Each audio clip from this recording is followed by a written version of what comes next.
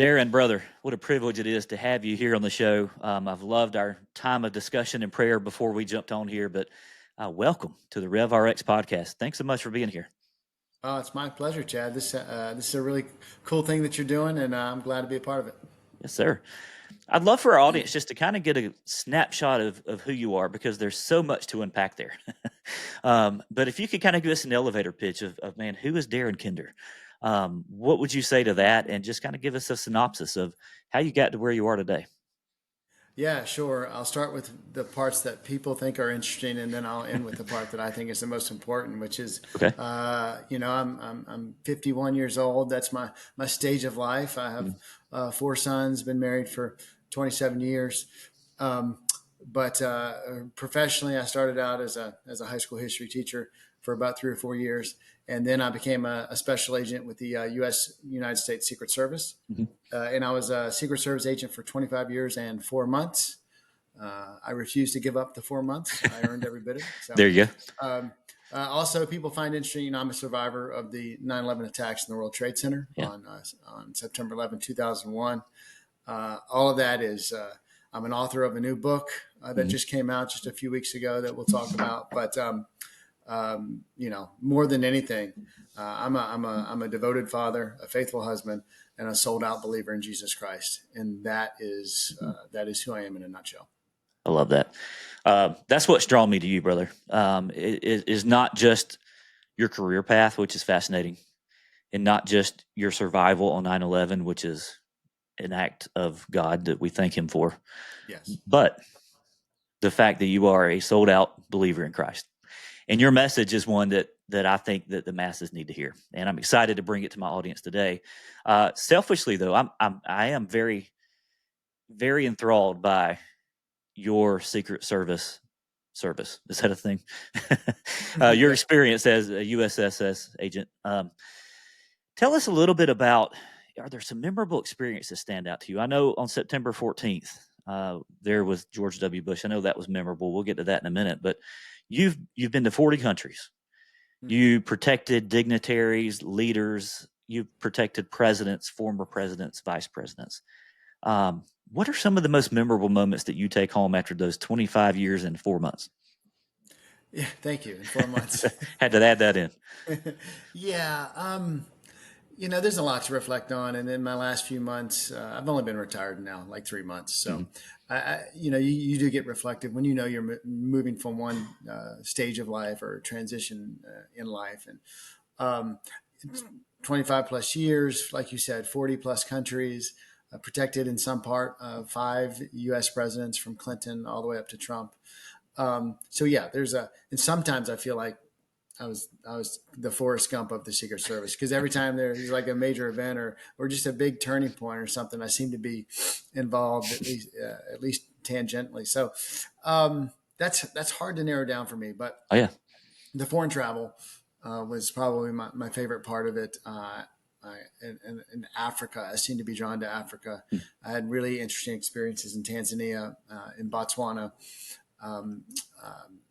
The neighboring country is no, it's escaping me now, but Ethiopia was a big one for me. I went there about 4 times in my career. okay. And on one particular trip, I got really involved in the lowland, the southern region of Ethiopia along the Omo River Valley, and man, just going from one tribe to another. I was with a certain former president at that point, and just fascinating. Just it's almost like getting in a time machine, right? Wow. And going back, and these tribes, each one was different. We had this small fleet of helicopters, and we would just bounce around all over southern Ethiopia.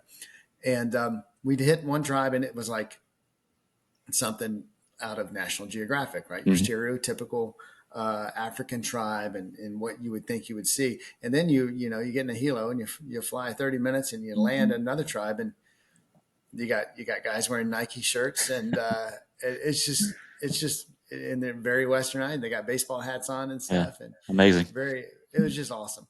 One moment that sticks out in my mind is I was present at the 75th anniversary ceremony of the Normandy invasion, D-Day. Oh wow.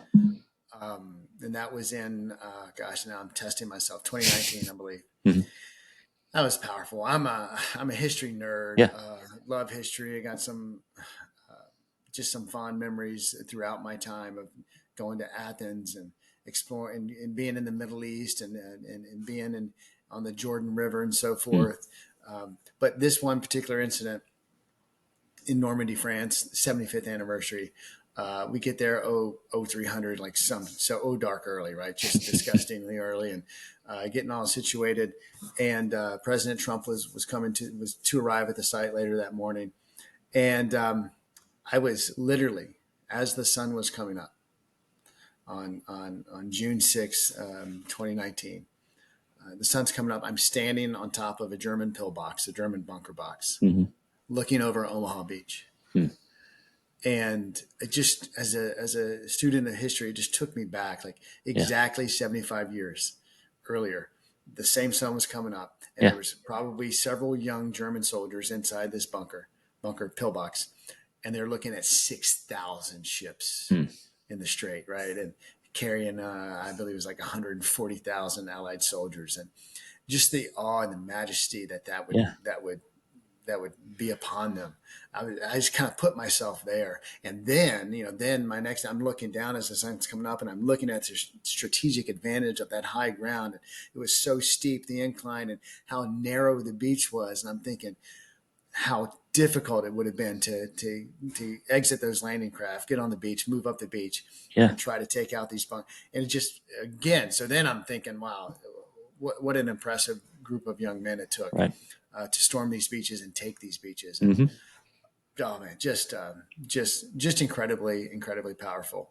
And then on the fun side of the house, I was one of my collateral duties as a Secret Service agent was I was a rescue swimmer, a U.S. rescue swimmer. So, anytime a protectee would be on a boat or on a raft on a river doing something, fishing and rafting or whale watching and all kinds of things, I was part of the rescue element that was out there on the water in case something went boom or in case there was just an accident or something like that. And that led to some really awesome experiences. And I bet.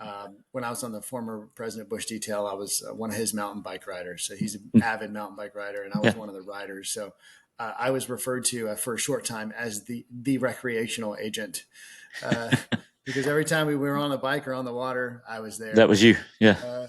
So many fond memories of those more relaxed times. It's never relaxed, but more, just a relaxed, a more informal setting, I guess. Informal. Yeah. Love it. And it's interesting. So that span of presidents that you protected, got a few Republicans, got a few Democrats. Yep. Politics can't go into the picture there, right? Absolutely not. Yep. And that's foreign, I think, in our American world today. To be able to press out any viewpoints, beliefs, and simply protect the person that you've been tasked to protect. What was that like to just be able to have to just let all that go and do your job, or was it that easy? I mean, it's drilled into you from day one. Yeah. Right. I believe that the United States Secret Service to this day is still one of the few last remaining truly apolitical organizations within the federal government. And it has to be. Yeah. I mean, it's drilled into you from day one. You do not protect this president or that president, this president or that vice president. You protect the office of the presidency of the United States, period. That's good. And the oath that you swear is to the Constitution. It is not to this party or that candidate or this. Nope. You swear an oath to the Constitution to protect it, to defend it from enemies, foreign and domestic. So, and that's just taken very seriously. So I had, I guess, in my time, thinking through my head, three Democratic presidents, 2 Republican presidents. Didn't matter. Yeah. The unofficial, they'll never say this publicly. The unofficial motto of the U.S. Secret Service was, "You elect them, we protect them." I like that. Period. Yeah. And it was that simple. So you had to stuff that. You still had to be willing to make the sacrifice. Agents, Secret Service agents most people get paid for what they do, and that's good. Secret Service agents also get paid for what they're prepared to do. And that did not matter who was in the office. That's right. That's right.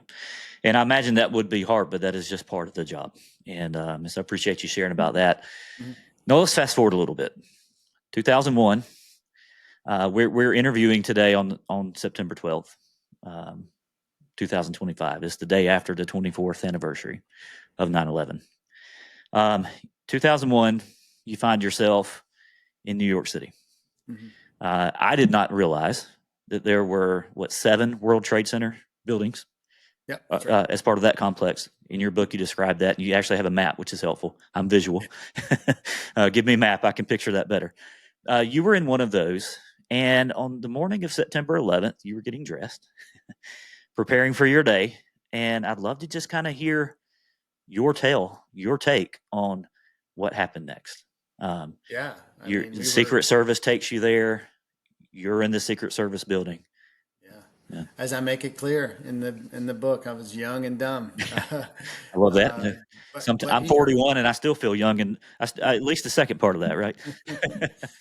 So I was in the gym locker room of our gym in 7 World Trade Center, just putting on a clean suit, getting ready to tackle the day, when we felt a slight rumble, and we were being told to evacuate moments later. At that point, we dumped out onto the street, and we're literally directly across the street, 20 yards from the North Tower, the north side of the North Tower, and that's where the first plane had impacted. Yeah.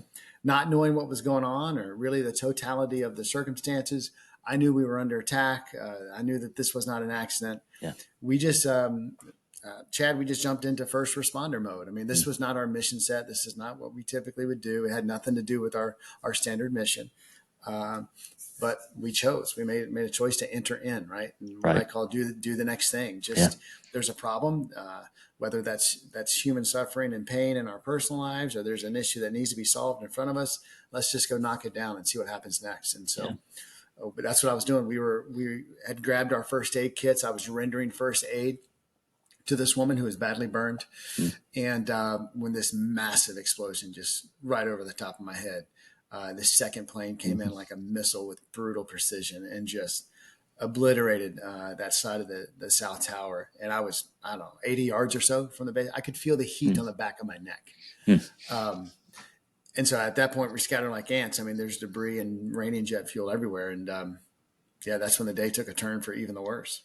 Did you realize you knew it wasn't an accident? You knew enough about history, and there'd been previous things there at the World Trade Center as well in the past. Were you aware that it was airplanes that had flown in, or what was your thought process through that? Yeah, I assumed it was bombs of some nature. Okay.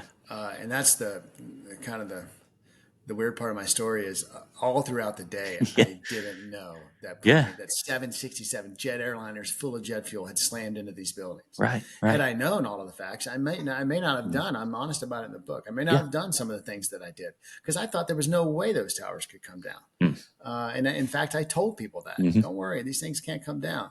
But even though I was on the street and that thing was right over my head, I never saw the plane or heard the plane because I had tunnel vision on my victim. Yeah. Many people that I work with would for years have issues, like triggering issues when they heard a jet plane that loud.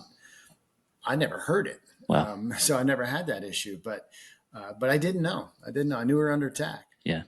You say in the book, and I love this, that you're honest and you're authentic and you're real. And you say, if I'd have known the full scale of what was going on, I might have chosen differently. And I think that that's relatable. But you're quick to say the real heroes that day were the ones who did realize exactly what was going on, and they acted anyway. Can you expound on that a little bit? Because yesterday was a day of remembrance for us, and I'd just love to get your take on those first responders. The book is dedicated to the 422 first responders who died that day in New York City, men and women who knew the cost, knew the threat, and answered the bell anyways. Like yesterday was a day of remembrance, and that is good. Never forget. That's the mantra. But I want to honor them. So the book, one of the objectives of the book was to honor them. But I tell everybody, and that's one of the driving forces in the book, is the way that we honor their lives is to, from this day and every day moving forward, we live lives of service and sacrifice. That's right. Serving something greater than ourselves. And in the Christian walk, that is exponentially even more powerful. So one of the stories that I tell in the book that I believe is powerful is I was in the North Tower. We had gone in to help people escape, and we had carried a few people down. But I encountered a large group of New York City firefighters on the 30th floor or so of the North Tower. And I had a brief interaction with them. And then I decided to go back down because I had been separated from my colleagues. And as I'm going down, from the book, I heard their fire commander say, "Get your gear together, boys. We're going back up." They had already been up and they were refitting and regrouping. And now they're going back. And that's the difference I make. The distinction that I go at links to make in the book is, unlike me, they knew the facts. Yeah. They had a much clearer, they had communication. They had a much clearer assessment. They knew the temperatures that were getting up there. And Chad, they went up anyways. Yeah. Yeah. I mean, if you're looking for 9/11 heroes, there's 422 of them. Absolutely. I get chills when you tell that story, same as I did when I read it the first time. Absolutely incredible. The bravery and the courage, and we'll talk about courage in a minute. The courage of those guys to purposely put themselves in harm's way because there were others that needed them. So it doesn't get any. Yeah, so others may live. That's right. You've mentioned before, and I kind of want to hit on this a little bit, and I want to bring faith into it because a lot of what you do is you interweave. You do this in a marvelous way. You interweave your story, and you show the revelations that God's given you about your story in retrospect, and you're able to talk about faith components that are practical to our daily lives. And one of them is this doing the next thing. Your story, I find myself just, man, I feel like I could read your book in one setting because it's fast paced. Like, you're like, everybody kind of knows somewhat of the story, somewhat of the storyline, but the way you tell it, you have a way with words, and that's really incredible. But like, you find yourself rooting for you because you're like, well, what's he going to do next? What's this young and dumb guy? I'm not calling you that, but I'm using your words. No. What's this guy going to do next? And so you find yourself, okay, so you're doing the next thing. You're rendering aid to that person. And then you talk about Skyfall, when those buildings that you said could not fall begin to fall. The first one. And you start taking off because there's just pillars of dust everywhere. You can't see anything. Right. And you do the next thing, and you're trying to find your way through the dark. I want to talk about doing the next thing and how that relates to our faith. Because, man, I'm a planner. Okay, if you could see my planner, right, you would laugh at me. But I'm such a planner that God's helping me with it. He's trying to help me overcome this because He's trying to show me if you plan too much, you don't leave room for the Holy Spirit. You don't leave room for my plans. But man, if I like to prepare, and in some ways, you could say that because of that, I like to have control, and I think that's maybe something we all deal with to some degree. I want to know the full story. I want to know what I'm getting into. I want to know when God calls me to do something, what the outcome's going to be. But you know what? God shows us time and time again in Scripture. That's not faith. Faith is taking the next step, doing the next thing, and trusting that God will handle the outcome.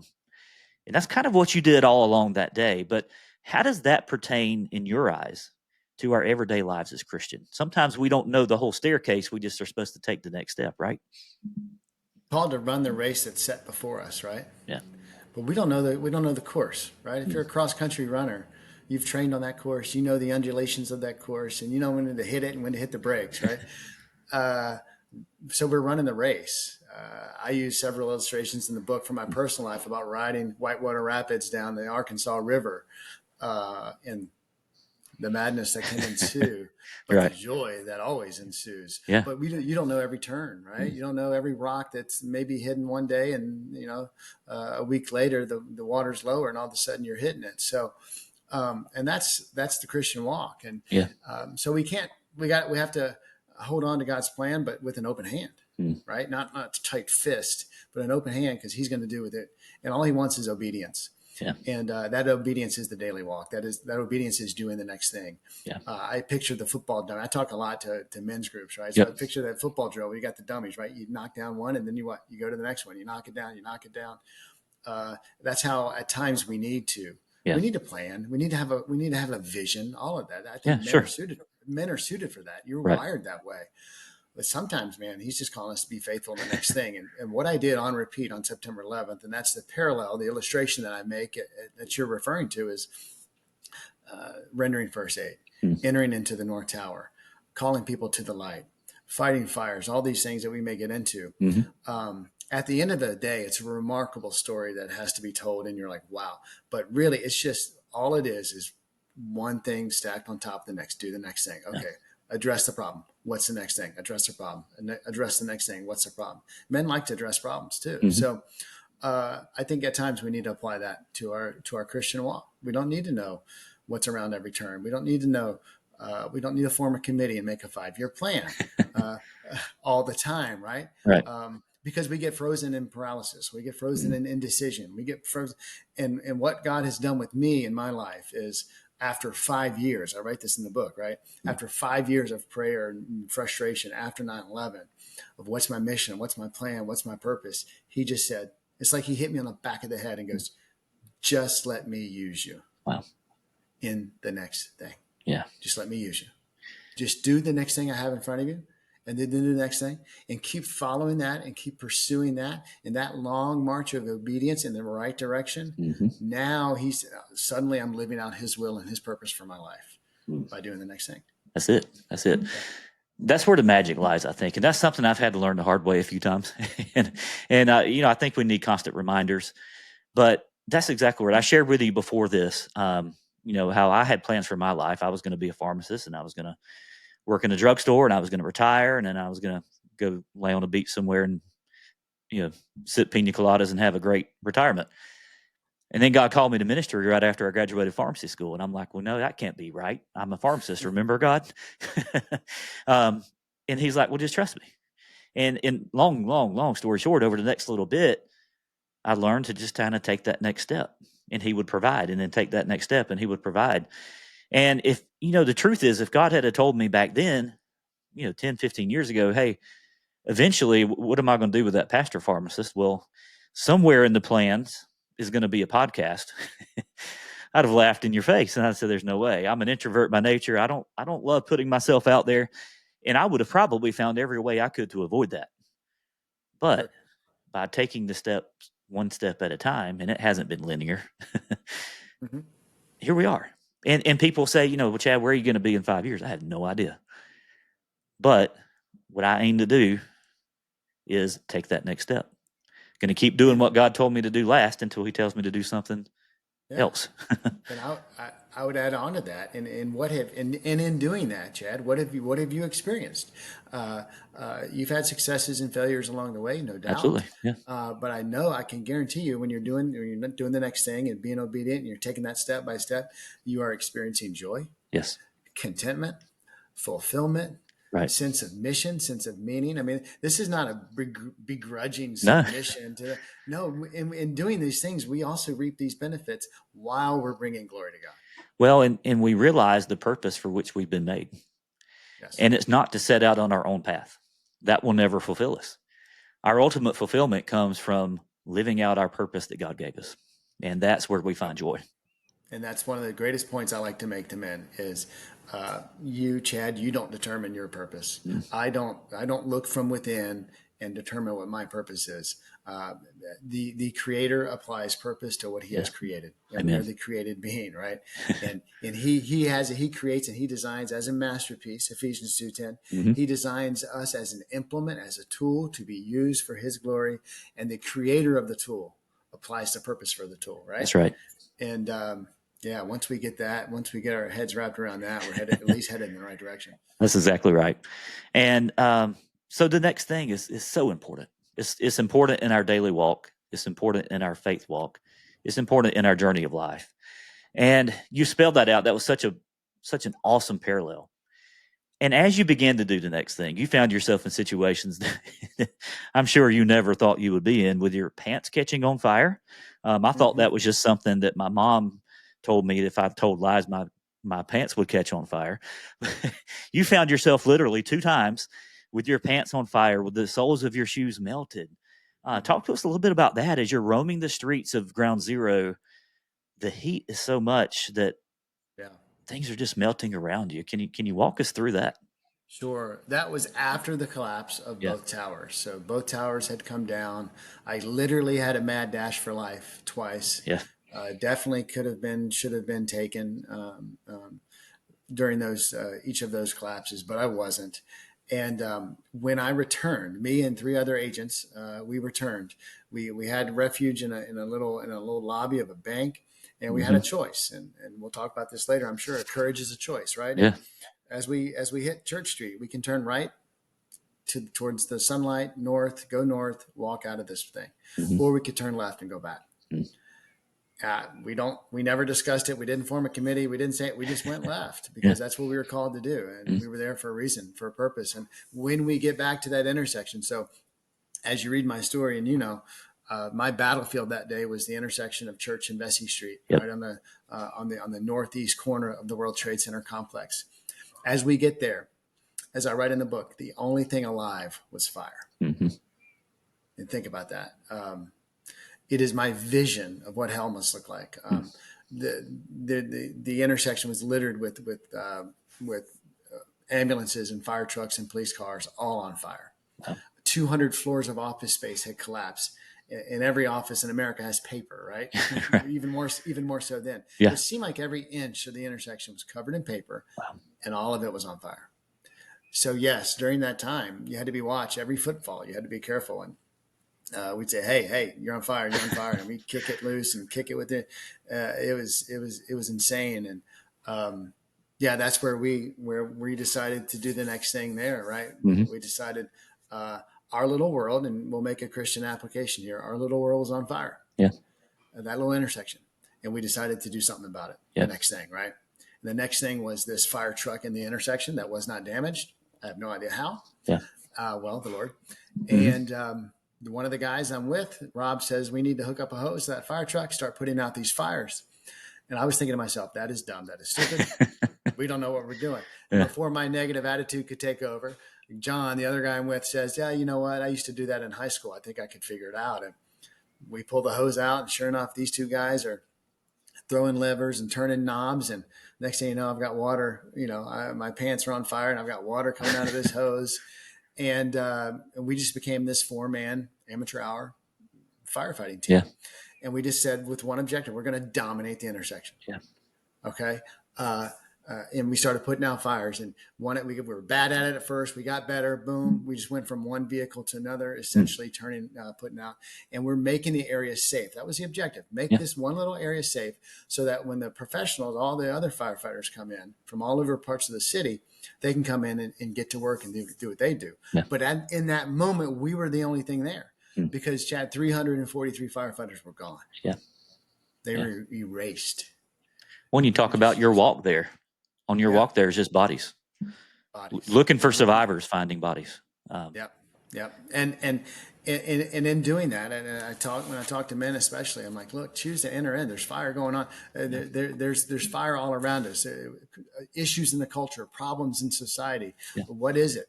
And here's the thing: we weren't bringing safety and security to the entire 8-block region. Right. God gave us this one little area of responsibility, and He told us to dominate it with water. Right. And I think we can apply that over our Christian walk as well. 1,000%. We don't have to put out every fire, but we are designed and created as an implement, as a tool to address at least one issue, right? Yeah. I say it in the book all the time on repeat. This world is full of problems, and you and I were designed and created to address at least one. Pick one. Yeah. Yeah. And I think about it too this way. Sometimes it feels overwhelming because we can't change the world. Right. We can't change the whole world. There's no way. We can't put out the fire everywhere. But we have a sphere of influence, you call it. We have a sphere of influence within which we are placed. And I'll say divinely placed. You are where you are on purpose, for a purpose. Right. Amen. You can reach people that only you can reach. I can't reach the same people as you. You can't reach the same people as me. We're placed in different places by God to bring about His purposes here on earth and to point people to Him. And I love that because sometimes it can become so overwhelming with all the problems that our world is facing. And, hey, we're we're a couple days after a lot of unrest that's come about because of the Charlie Kirk assassination and all of the things that have come from that. It feels like the world's on fire right now, if I'm honest. Right. And it's overwhelming. I can't fix all that. No, you're not called to fix all that. You're called to bring hope to your sphere of influence. Bring the gospel to your sphere of influence. Bring the water, so to speak, the living water, to your sphere of influence and put out the fires of the enemy. And if we can embrace that, we can change the world one sphere of influence at a time, right? Absolutely. There is no silver bullet, right? If you look at the enormity of the darkness, this present darkness that we're living in right Yeah. now, and there's nothing, one thing I'm going to do or you're going to do that's going to make all that go away.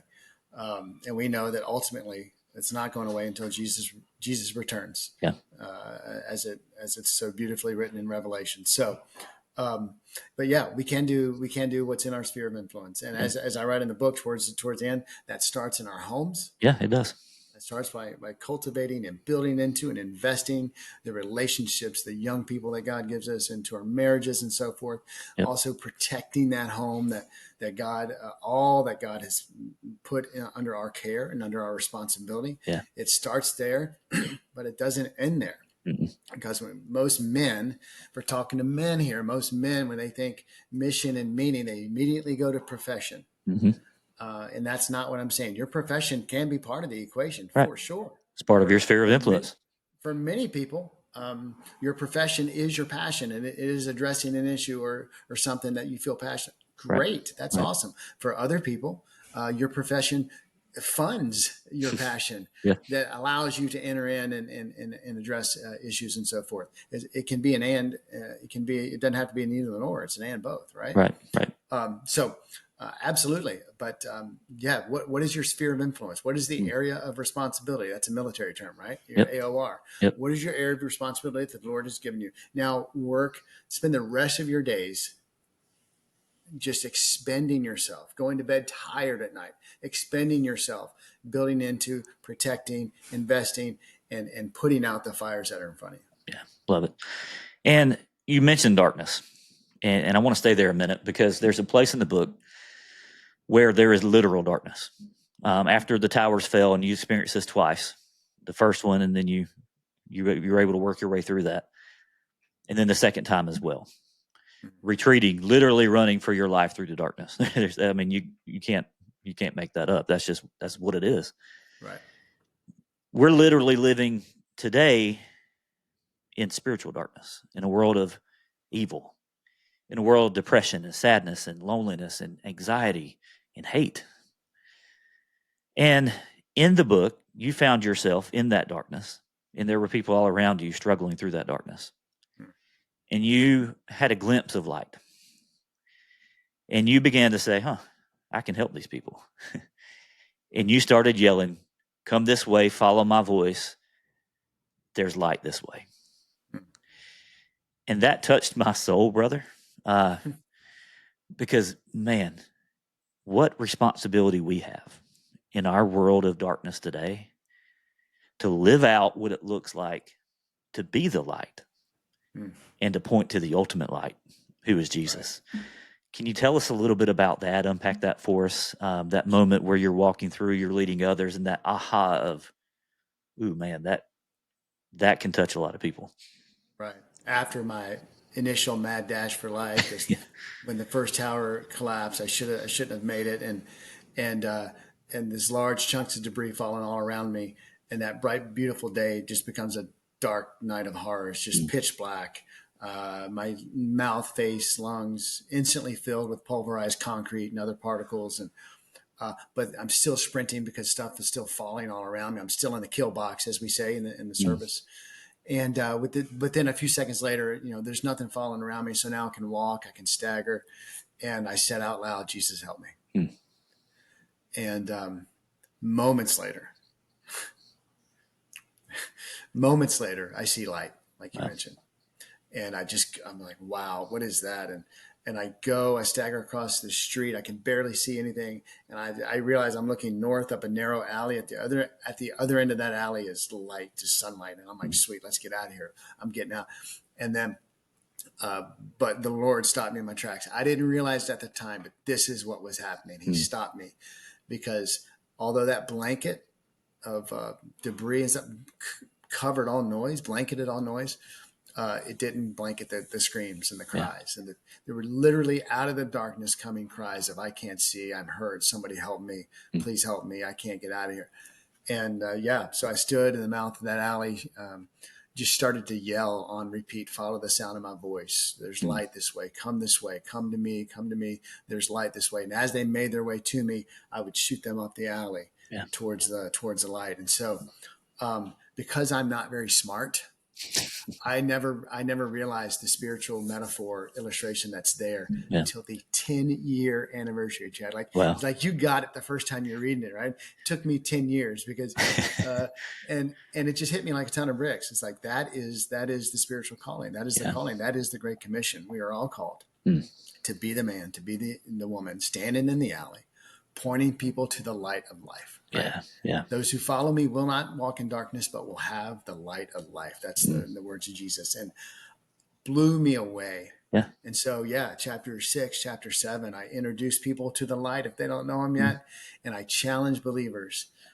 We're called to be at least two things, among other things, witnesses and ambassadors. Yep. And a witness testifies. That's what they do. Yep. They testify to what they've seen or what they know. Yeah, that's your story. So we should be testifying what we've seen Jesus do in our life and what we know about Jesus. And then an ambassador lives in a foreign place, but represents and speaks for a higher authority.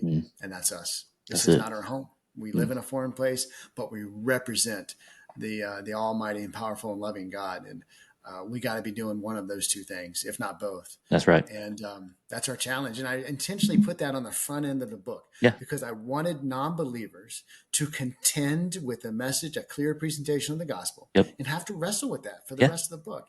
And for believers in chapter 7, I wanted them to contend and wrestle with, hey, all of this is pointing towards mission, towards meaning. And part of that mission for me is to be a representation of the light. That's right.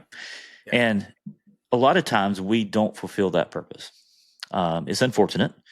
And I don't know many people that are intentional about that, but it's just sometimes we get lost in the day-to-day. You call that tunnel vision. And as kind of a last little parallel, I'd like to talk about that a little bit. Tell me about the tunnel vision you had that in some ways helped you not have more traumatic experiences than you did. You mentioned that, there's the jumpers that you did not witness, which I think is a good thing. You didn't see the plane flying into the building, which I imagine that was maybe one less thing to have to process. Right. But tunnel vision can keep us from the bigger picture sometimes, right? Can you tell us about the tunnel vision you experienced and then how that can apply to our lives?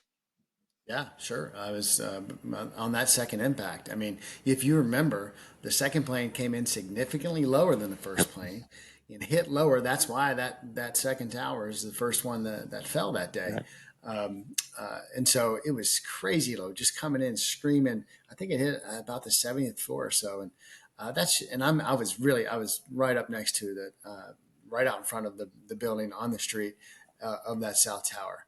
And I was so fixated on this woman's arm. I was irrigating her arm. She was badly burned. And this NYPD paramedic is yelling at me because I'm not doing it right or something. Classic. And I'm classic New Yorker, right? Yeah, stereotypical. Yep. He was being helpful, let's say. And I'm just so focused on it that I don't hear a 767 screaming at low altitude. It just blows my mind. And the only thing that shook me out of that tunnel vision was the massive explosion on impact. Tunnel vision just on, I'm trying to think of the other illustration that you just used, the other time in which I had tunnel vision. I'm drawing a blank here. I'm sorry. The jumpers. Yeah. Apparently there were jumpers all around me. I was spared of that. I didn't witness any. I didn't see any bodies falling, and I certainly didn't see any impact. There was agents around me in my direct vicinity that did see that and had to deal and wrestle with that. I had tunnel vision on that, but there was also tunnel vision too. Sorry, I didn't mean to interrupt you. There was also tunnel vision too on when you were going up into the tower, And there were people who were injured. You mentioned a lady that was in the corner, and people just like they were just stepping past her, probably not being insensitive, but more so just probably focused with tunnel vision, right? Yes, thanks for reminding me about the 10th floor. When I entered into the North Tower, there was a woman who was slumped over in the corner of the stairwell, and she was very overweight and could not evacuate herself. She was spent, Mm-hmm. right? And just a steady stream of people just walking right past her, Mm-hmm. and it struck me. I was like, what are we doing? Like, they had tunnel vision. Yeah. They were going, and they were going right by her. And I just, I randomly, I tried to carry her myself, and I couldn't. And I just randomly grabbed a dude by the collar, literally, and said, "Hey, I need your help." And he was like, "Oh, of course." Like, he was all in at that point. Snapped them out of it. Yeah. Tunnel vision. And so, what I've learned about tunnel vision, when we have tunnel vision in life, as it applies to life, it's almost always because we are tunneled in, focused on self, and we miss so much of the good opportunities of life, Yeah. by focusing on self, whether that is a personal issue, like a problem, a struggle, whether it is that I'm tunnel vision, I'm locked in on getting that promotion that's going to Mm-hmm. get me in that office. So then in 2 years, I'm going to be at that corner office, right? Yeah. That's our tunnel vision. My tunnel vision is I got to have the perfect kid. When that kid screws up just a little bit, man. So whatever we're laser locked on, we may not, career is good and the kids are good and whatever it may be, but we lose our aperture of what's going on around us. And so you can have tunnel vision on investing everything you can into this one perfect kid. But by the way, your marriage is falling apart. Yeah. Your house is on fire and you Right. don't even know it. Right. Right. Right. Yeah. There's all kinds of applications to make for that. I see that a lot, especially in the men's coaching that I do. I see that a lot. People are fixated on one area of life. Men are fixated on one area of life, and a large part of the time, it's on their career, Mm-hmm. or success, or money, or something along those lines. And everything around them is crumbling, and they wonder why they're not happy. And it's just like, if you could back up, and if you get the big picture of what's going on, you've got all these other fires, but here you are focused on this one thing. Right. And you're exactly right. And for a lot of men, and for a lot of women too, for that matter, I think sometimes we could become so focused on the day to day, the struggles, the waking up and the getting the kids ready, or at least that's the season I'm in right now. The getting the kids ready for school and taking them to school and going to work and you get off and you got to eat dinner and the routine. We get up, and I've mentioned to you, my coaching business is called Man Alive because there's so many men who are living but not really alive. Right. I think that describes a lot of people today. We're living and breathing. We're not really alive. Not the way we were intended to, because we're getting up, we're doing the routine, we're going to bed, we're on rinse and repeat. Right. And we're not thriving because we have tunnel vision. But if you'll ask God to open your eyes and to help you see your purpose, and it all comes full circle, doesn't it? Help you see your purpose. You weren't just here to get up, go to work, come home, go to bed, repeat, pay taxes, die. You were here for a purpose. And until you discover what that is, it's easy to have tunnel vision. And it's easy to kind of focus in on one part of life. But I love that. And tunnel vision is something I think that plagues a lot of us. But you have a great way of working through that in your book. I don't want to give away all of the book because I want you guys to get it. It is powerful. I'd mentioned to him that I was quite emotional when I finished this book. And I don't get that way often, but it's touching. And there's so much there to unpack. But I want to kind of close in on some things as we wrap up our time together, talking about it. And this is tough love a little bit, talking about safety and comfort. You mentioned that safety and comfort's not a calling. Man, that's hard. I heard one time, and I can't remember where I heard it, but I heard one time, what if we'd prayed less for safety and comfort and more for God's will to be done regardless? How might that change our lives? Safety and comfort. You say in your book this: safe is boring. Safe is comfortable. Safe is lazy. Safe does not strike fear in the heart of the enemy. Safe is not our ultimate goal, is it? But yet we pursue it above all else, it seems like. What's your thoughts on that? And in that process, we've conflated words and definitions, right? I mean, the culture, the society is constantly doing the Jedi mind trick. They're changing the definitions of words, right? Yes. And safe has become one of them, Yeah. where it's now synonymous with comfortable, Yeah. right? Where words are unsafe, Yep. ideas are unsafe, Yep. and when you think that ideas are unsafe and that words, challenging words that may challenge your own thoughts are not safe, that they are in fact dangerous. Yeah. And then you bleed into words and ideas are actually violence, and then you bleed into you fight violence with violence, and that's how you have the disastrous Yes. consequences, the disastrous incident that happened just a couple of days ago. Yep. And so it starts with just polluting the definition of words, right? And Yeah. we're just not called to be comfortable, because here's the point I make in the book. When I read the scriptures, I don't see Jesus as comfortable. No, Right? he was Just never look, comfortable. just at the gospel. I mean, Yeah. you can look at all the scriptures. Okay, let's just look at that. A lot of the scriptures, all the scriptures, Darin, that's a lot. Okay, just look at the 4 gospels, right? He's Yeah. never comfortable, right? He didn't have a place to lay his head. He was hunted. He was challenged in public. Yeah. He was chased out of town, threatened with beatings, persecuted under murderous conspiracies. Yes. Does any of that sound safe? Mm-mm. Why? As we see safe, certainly he wasn't comfortable, Right. right? So if he wanted to be safe, he just would have kept to himself.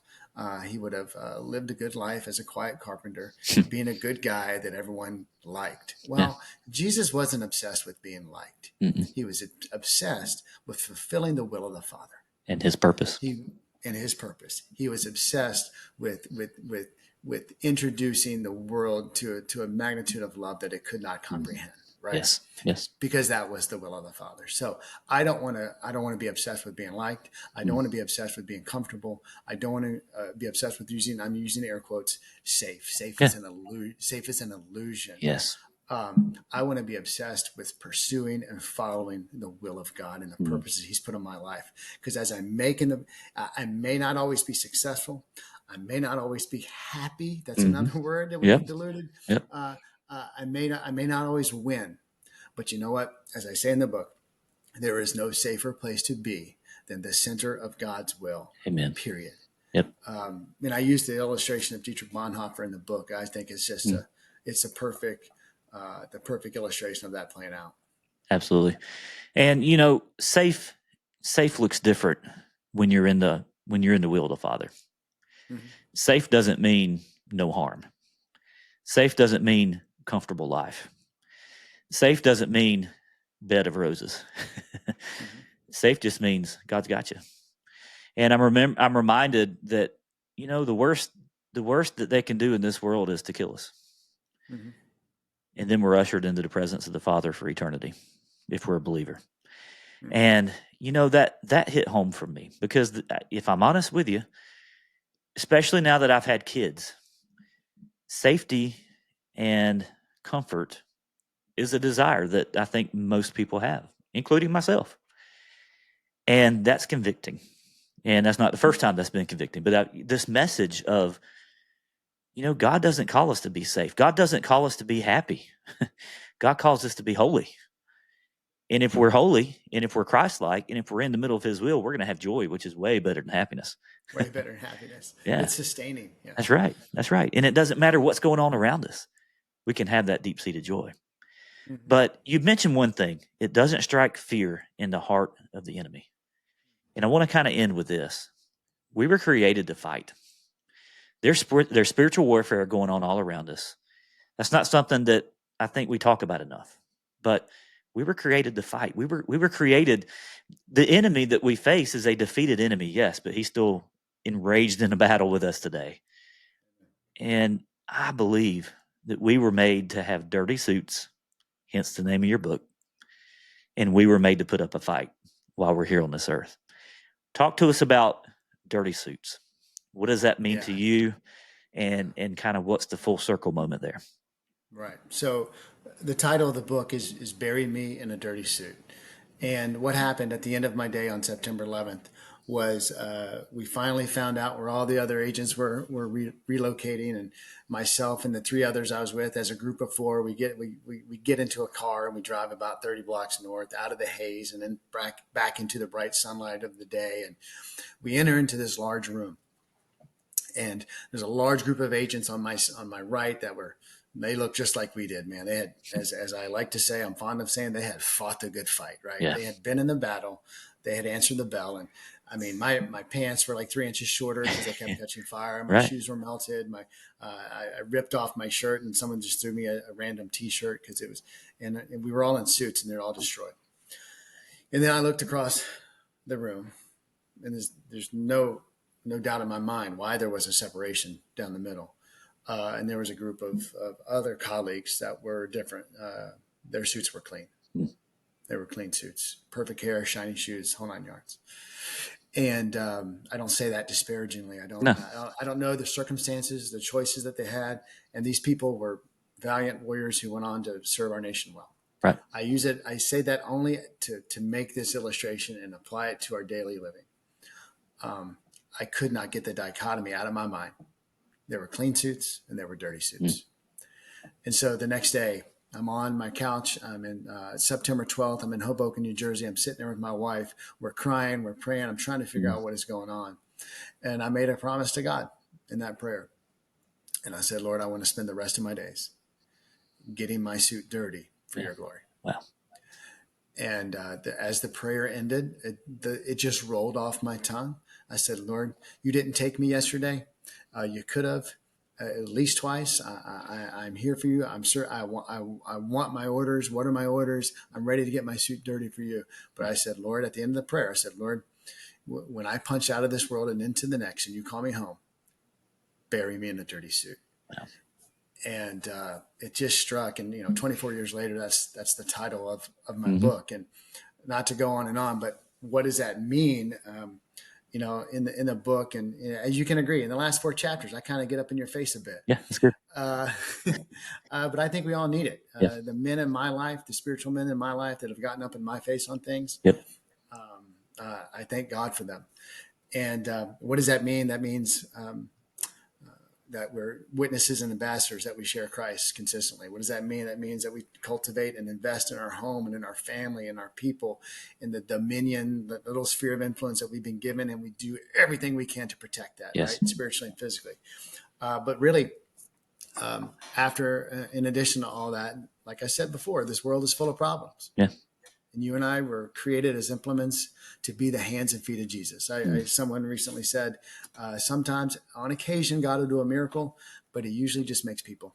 He makes people to be his hand, his feet. Yeah. And whatever that is, discern what that is. Talk to people around you. Read the scriptures. Have the Holy Spirit speak to you. What is the problem? What is the societal issue? Men like to solve problems and get dirty, right? Drug trafficking, child sex trafficking is an issue, is near and dear to me. Homelessness, drug addiction, whatever it may be.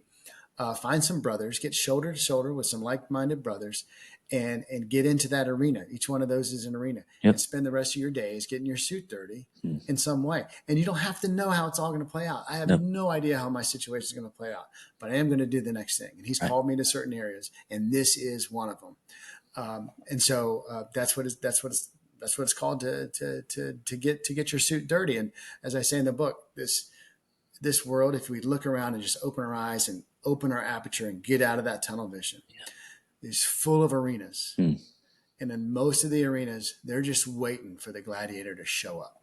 All right. Yep. And I won't ruin how you ended your book, but I loved it. And that's a teaser for you guys to go out and get it. It's become a thing. Many people there's a certain action, and everyone is. It's becoming a call sign kind of. And I didn't plan that, but we'll take it. I think about obedience, and that's a big part of what you're talking about too. Being obedient to the Lord in every moment, embracing your purpose, embracing your mission, not taking the easy way out, and getting your suit dirty for the cause of the kingdom. Absolutely love it, brother.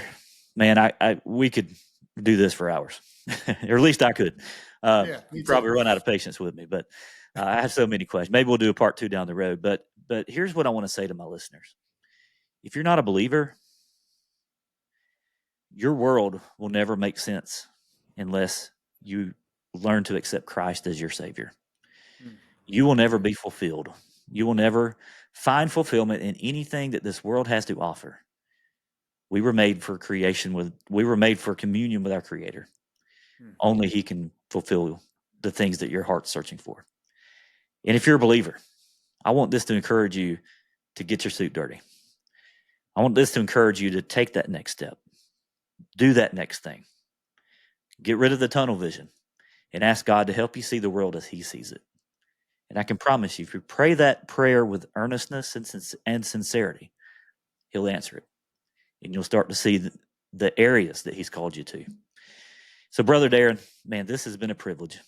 You guys check out Bury Me in a Dirty Suit, available wherever you find your books. I'm going to put links in the show notes as well. Darin, where can they find out more about you and your story and the work you're doing? Yeah, for sure. Thank you.